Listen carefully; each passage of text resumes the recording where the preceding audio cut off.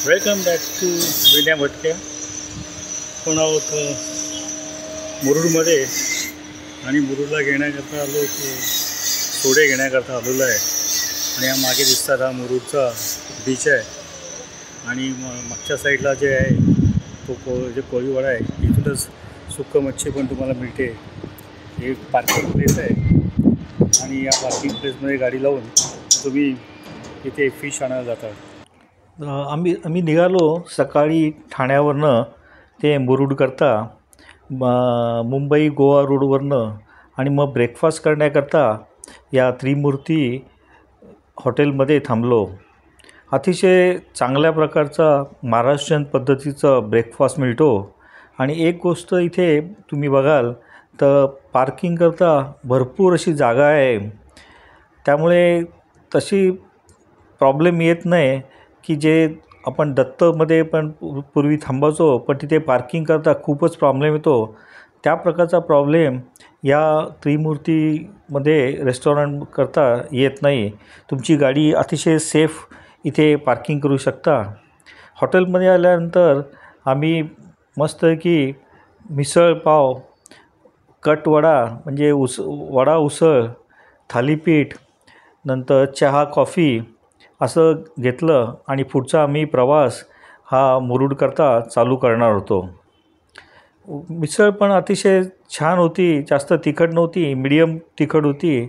आणि थालीपीठसुद्धा फार मस्त असं थालीपीठ दिलं होतं. पुढचा प्रवास चहा कॉफी घेऊन आमचा मुरुडकरता सुरू होणार होता. मुरुडला जाण्याकरता आपल्याला 2 ऑप्शन मिळू शकतात मुंबई गोवा रोडवरनं. एक, तुम्ही वडखळ नाक्याला गेल्यानंतर राईट हँड घेऊन अलिबाग, रेवदंडा आणि काशीतवरनं मुरुडला पोचू शकता. आणि दुसरं आहे तो सरळ वडखळ नाक्यावरनं सरळ जाऊन नागोठण्यावरनं कोलाड आणि कोलाडवरनं रोहा मार्गे मुरुडला पोचू शकतात. अलिबागचा रोड तुम्ही बघाल तर थोडासा नॅरो आहे आणि सॅटर्डे संडेला पर्यटकांची खूपच तिथे गर्दी असते. त्यामुळे ट्रॅफिक जाम होण्याचासुद्धा खूप पॉसिबिलिटी असते. आणि एक गोष्ट आहे की तुम्ही अलिबाग रोडवरनं जेव्हा जातात तोच त्याला सागरी महामार्ग म्हणतात. तर तुम्हाला सिनरी अतिशय सुंदर अशी सिनरी अलिबाग रोडला मिळते. त्या प्रकारची नागोठण्यावरनं जाताना सिनरी नाही मिळत. आम्ही तर नागोठणा मार्ग गेलो कारण ट्रॅफिक पण जरा कमी लागतो. रोड पण बऱ्यापैकी चांगले झालेलं आहे. आणि अलिबाग, नागाव किंवा काशीत हे बऱ्याच वेळा आम्ही व्हिजिट केलं आहे. आणि असं करत रोहा मार्गे आम्ही मग नागलेंच्या होमस्टेला पोचलो. होमस्टेबद्दलची माहिती, तिथूनचं जेवण, तिथूनचं राहण्याची व्यवस्था हे मागच्या व्हिडिओत मी टाकलेलंच आहे. तर नक्कीच हा व्हिडिओ जाऊनसुद्धा बघा. आम्हाला काय प्रकारचं जेवण मिळालं, कसं होमस्टे होता. हा होमस्टे मार्केटपासून साधारण एक 5 मिनटाच्या वॉकिंग ह्याच्यावर आहे. आणि जर बीचला तुम्ही जायचं असेल समुद्रकिनाऱ्यावर तर वॉकिंग डिस्टन्स एक 10 मिनटाच्या वॉकिंग डिस्टन्सवर आहे. आजचा व्हिडिओ जो आहे तो समुद्रकिनारा मुरुडचा कसा आहे तो दाखवण्याचा मी एक थोडासा प्रयत्न करतो. अतिशय सुरेख असा हा मुरुडचा समुद्रकिनारा आहे. साधारण 5:10च्या सुमारास आम्ही समुद्रकिनाऱ्यावर पोचलो. आणि 5:40 का 5:50च्या सुमारास सनसेट होता. त्यामुळे सनसेट बघण्याकरतासुद्धा समुद्रावर आम्ही गेलो. आणि अतिशय सुरेख असं सनसेट आम्हाला दिसत होता. आजूबाजूला तुम्ही बघाल तर पर्यटकसुद्धा बरेचसे वीकेंड करता आले होते. ओव्हरऑल समुद्रकिनारा खूपच मोठा आहे आणि अतिशय स्वच्छ असा ठेवलेला हा समुद्रकिनारा आहे. फर्स्ट इम्प्रेशन तुम्ही जेव्हा समुद्रकिनाऱ्यावर येता तेव्हा म्हणतात, ओ काय छान समुद्रकिनारा आहे. आणि स्वच्छता, अतिशय सुरेख अशी स्वच्छता या नगरपालिकांनी इथे ठेवलेली आहे. मागचं बॅकग्राऊंडसुद्धा तुम्ही बघाल, ज्या वाड्या आहेत नारळाच्या त्यासुद्धा अशा मस्त उठून दिसतात. आणि इथे बऱ्याच प्रकारचे वॉटर स्पोर्ट्ससुद्धा आता झालेले आहेत. लहान मुलांकरता वॉटर स्पोर्ट्स किंवा मोठ्या माणसांकरतासुद्धा बोट राईड ही चांगली आहे. हे मागे दिसते हे किती सुंदर अशा वाड्या आहेत. पण बरेचशा लोकांनी सांगितलं की 3 वर्षापूर्वी ह्याच्यापेक्षा जास्त नारळाची झाडं, सुपारीची झाडं होती, पण वादळामुळे बरीचशी ती पडली. असा हा मोठाच्या मोठा समुद्रकिनारा आहे. नक्कीच तुम्ही या, you will enjoy the beach. फार छान असं बीच आहे. आणि एक गोष्ट प्रकर्षाने जाणवते ती म्हणजे स्वच्छता. स्वच्छता तर खूपच चांगली स्वच्छता केली आहे. त्यामुळे पर्यटकांनीसुद्धा इथे आल्यानंतर बिलकुल कचरा टाकू नका. इथे उंटाची राईड आहे. नंतर हे नवीन अशा गाड्या दिसतात हल्ली, त्या लहान मुलांना बसण्याकरता मला वाटतं 100 रुपये काहीतरी फेरी आहे. उंटाची पण 100 रुपये फेरी आहे. नंतर सगळ्यांना बसण्याकरता ही बोट आहे. ह्या बोटीतनं सुद्धा एक समुद्रात चक्कर मारता येते. अशा बरेच प्रकारच्या स्पोर्ट्स ॲक्टिव्हिटीज आता मुरुडच्या समुद्रकिनाऱ्यावर तुम्हाला झालेल्या आहेत. त्यामुळे समुद्रकिनाऱ्यात आता तुम्ही नक्कीच एन्जॉय करू शकाल.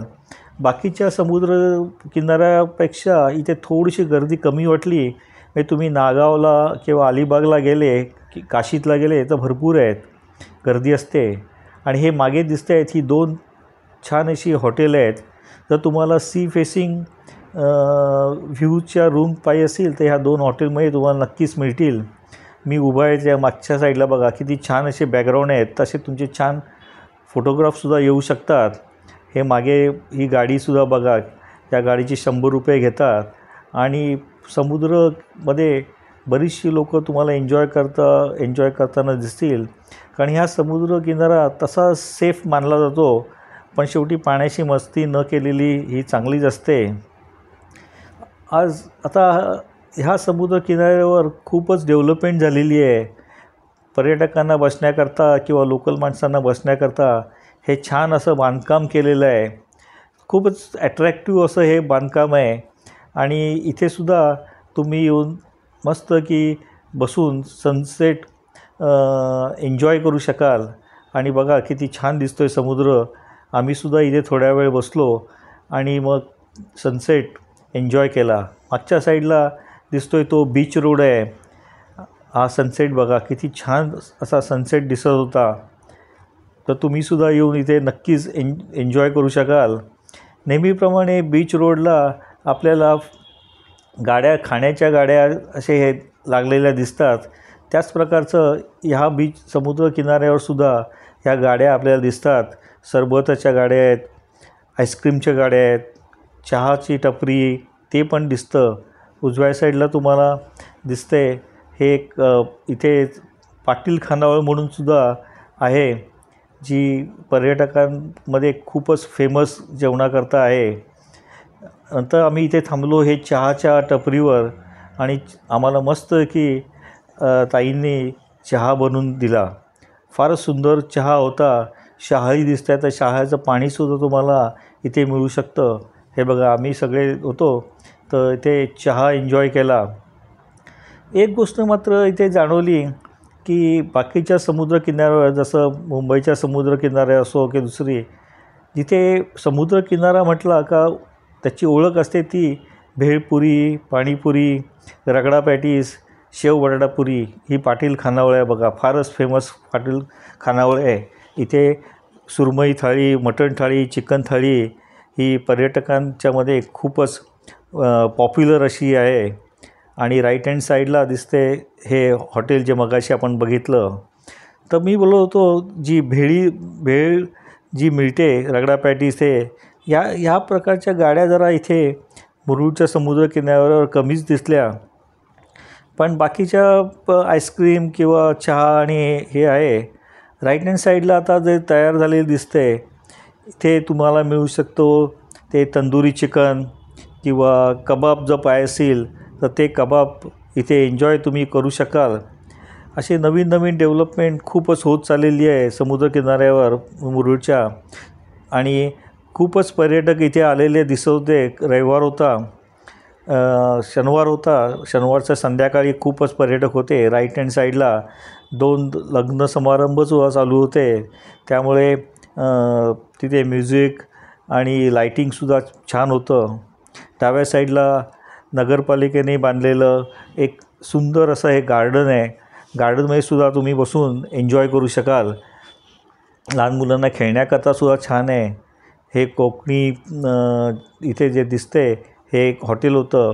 Vegetarian hotel, non vegetarian hotel अशी बरीचसे खाण्याचे ऑप्शन तुम्हाला ह्या बीचवर मिळतील. राईट हँड साईडला एक सी व्ह्यू हॉटेल होतं. फारच जुनं हॉटेल आहे. आम्ही जवळ 20 वर्षापूर्वी इतकं राहिलो होतो. आणि नेक्स्ट डेला मग आम्ही आलो ते फिश मार्केटला. आम्हाला ड्राय फिश घ्यायचं होतं. त्याच्याकरता आम्ही नेक्स्ट डे मॉर्निंग परत समुद्रकिनाऱ्यावर आलो. मागे होतो तेव्हा पार्किंगचा खूपच प्रॉब्लेम व्हायचा आणि ट्रॅफिक जाम व्हायचं. पण आता जर तुम्ही मुरुडच्या समुद्रकिनाऱ्यावर आल्या तर तुम्हाला फ्री पार्किंगची व्यवस्था ॲवेलेबल आहे आणि अतिशय छान पद्धतीने ही व्यवस्था प्रत्येकाला दिलेली आहे. त्यामुळे आता ट्रॅफिक जाम होण्याचा जरा इथे चान्सेस कमीच आहेत. आजूबाजूला तुम्ही बघाल तर बरीचसे खानावळी झालेले आहेत, रेस्टॉरंट झालेले आहेत. व्हेज, नॉनव्हेज किंवा स्नॅक्सकरतासुद्धा तुम्हाला बरीचशी रेस्टॉरंट मिळतील. आम्ही जेव्हा आठवते की 20-25 वर्षापूर्वी आलो होतो तेव्हा इथे राईट हँड साईडला तवसाळकरांचं एक हॉटेल होतं. तवसाळकरांची जेवण आणि राहण्याची व्यवस्था फारच उत्तम अशी होती. पण आता जरा तवसाळकरांचं हॉटेल किंवा रेस्टॉरंट हे थोडंसं मागे पडलेलं दिसतं आहे. कारण तिथे काय फारशी अशी तवसाळकरांचं हॉटेल म्हणून असं फेमस दिसत नव्हतं. एखाद्या वेळेस मी रॉंग पण असू शकेल. पण तसं फर्स्ट इम्प्रेशन तर दिसलं की जे 30 वर्षापूर्वी आम्ही राहिलो होतो तवसाळकर, ते तवसाळकरांचं हॉटेल काय असं दिसलं, फारसं असं प्रॉमिनंट दिसलं नाही. असो, या रोडनी पुढे आपण जातो ते मुरुडच्या फिश मार्केटमध्ये. आणि आज सकाळी रविवार होता त्याच्यामुळे भयंकरच गर्दी होती. लोकल लोक पण होते आणि पर्यटकसुद्धा इथे फिश घेताना दिसले. बरेचसे पर्यटक खूप फिश घेऊन नंतर थर्माकोलचे बॉक्सेस तिथेच त्या दुकानात विकत घेऊन त्याच्यामध्ये बर्फ टाकून ते घेऊन जात होते. सुरमई, लहान मोठ्या सुरमई होत्या, पापलेट होते, बांगडे, मोठी कोलंबी, छोटी कोलंबी आणि भावसुद्धा त्याप्रमाणे बरेचसे रिजनेबल होते. आता पर्यटक म्हटल्यानंतर थोडेफार भाव वरती खाली ते होतातच. कारण त्यांना माहिती आहे मुंबईचे लोक किंवा पुणे, कोल्हापूरवरून लोक आले का थोडेफार 100 रुपये जास्त देऊन ते फिश विकत घेतातच. आणि त्याचप्रमाणे तसा तो भाव होता. पण एनिवे त्यांनासुद्धा तेवढंच एक चांगलं इन्कम मिळू शकतं आपल्याच लोकांना. तर असं छान असं हे फिश मार्केट आहे. तुम्हालासुद्धा जर फिश घ्यायचं असेल तर नक्की तिथे घ्या. करून देणारेसुद्धा बरेच मुरुडमध्ये आहेत. पण आम्ही होमस्टेमध्ये राहिलो होतो नागले साहेबांच्या, तिथेच आम्हाला अतिशय रुचकर जेवण मिळालं. तर तो माझा व्हिडिओ नक्की जाऊन बघा. होमस्टे कसा होता आणि काय आम्हाला सुरमई थाळी, पापलेट थाळी किंवा काय काय जेवायला आम्हाला तिथे मिळालं ते त्या व्हिडिओमध्ये तुम्हाला दिसेल. आता पुढे जायचं होतं ते फिश मार्केटमध्ये ड्रायफिश घेण्याकरता. ड्रायफिश घेण्याकरता आलो होतो तर भरपूर प्रकारचं ड्रायफिश अवेलेबल होतं.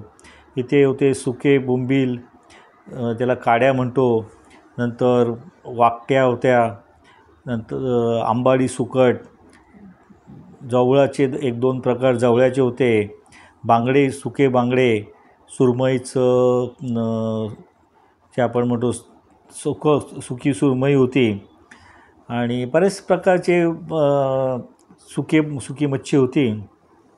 आम्हीसुद्धा बऱ्याच खरेदी केली. कारण आम्ही दरवर्षी येतो, नागले साहेबांच्या होमस्टेमध्ये राहतो आणि नागले साहेबांची इथं चांगली ओळख असल्यामुळे आम्हाला दरवर्षी फार सुंदर असा ड्रायफिश मिळते. तर त्याच प्रकारचं ड्रायफिश घेण्याकरता आम्ही नागले साहेबांबरोबर इथे आलो होतो आणि छान असं आम्हाला असं ड्रायफिश मिळालं. जवळा आणि आंबाडी सुकट तर फारच छान अशी मिळाली. नंतर बांगडे होते, नंतर सुरमईचं खारं ते सुद्धा छान असं खारं आम्ही घेतलं. नागले साहेबांच्याकडे आम्ही नेहमी येतो ते सोडे घेण्याकरता. तर नागले साहेबांच्या तुम्हाला जर सोडे पाहिजे असेल तर नक्कीच नागले साहेबांना तुम्ही कॉन्टॅक्ट करा. मी नागले साहेबांचा नंबरसुद्धा इथे देतो. त्यांचा होमस्टे आणि त्यांच्याकडनं तुम्ही सोडे हे दोन्ही गोष्टी तुम्ही नक्कीच त्यांच्याकडे फोन करून विचारू शकता. होमस्टे तर फारच छान आहे, ते मागच्या व्हिडिओमध्ये दाखवलेलं आहे. तर असा हा बाजार घेऊन फिश घेऊन आम्ही आता परत निघणार होतो ते होमस्टेकडे. मग जेवण करून परत ठाण्याला आम्ही प्रवास आमचा चालू होणार होता. तर असा होता हा मुरुडचा सुंदर समुद्रकिनारा. मुरुड शहर अतिशय स्वच्छ आणि छान आहे. फिश मार्केटला सुद्धा भयंकर गर्दी असते. मी जे दाखवलं फिश ते बाहेर रस्त्यावरचंच फिश दाखवलं, पण आतमध्ये सुद्धा फिश मार्केट आहे आणि बऱ्याच प्रकारची तुम्हाला इथे फिश मिळेल. सोडे घेतलेले जवळा, सुकट, बोंबील, त्याला आपण काड्या म्हणतो, ते घेतलेले. काय सोडे काय बघा मागचं. So thanks for watching this video. Video आवडल्यास लाईक करा, शेअर करा, सबस्क्राईब करा. माझ्या चॅनलला सबस्क्राईब करायला सुद्धा विसरू नका. तर आता पुढचा व्हिडिओ घेऊन येईल ते मुरुडचं आपण दत्त मंदिरला गेलो होतो त्याच्याबद्दल. तोपर्यंत bye bye and take care.